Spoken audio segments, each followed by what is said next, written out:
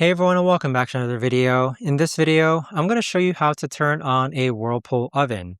Now this video is going to be short, sweet, and simple guys. There's not going to be a lot of steps involved. So there's numerous ways to do this, but the way that I do it is this is the model of the Whirlpool oven that I have.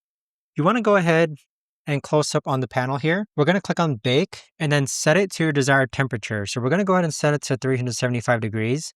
Afterwards, we're going to click on this start button. And then, so as you can see, it's currently preheating and that the oven says that it's on.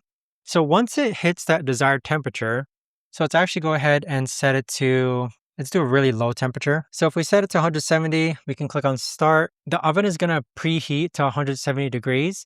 And after it hits that desired temperature, that's when you can adjust the cooking time. So with the cooking time, you're going to click on cooking time. And then same thing, you're going to adjust the numbers here. And then click on start. And then as you can see, the cooking timer now starts to begin a countdown. But there you have it, guys. That right there is the best and easiest way that I know of to actually go ahead and turn on a Whirlpool oven. In order to stop it, just click on the X button and there you have it. If you guys know of a better or easier way to actually do this, let me know in the comments down below. I would love to know. Thanks so much for watching everyone, and I'll see you guys all in the next video.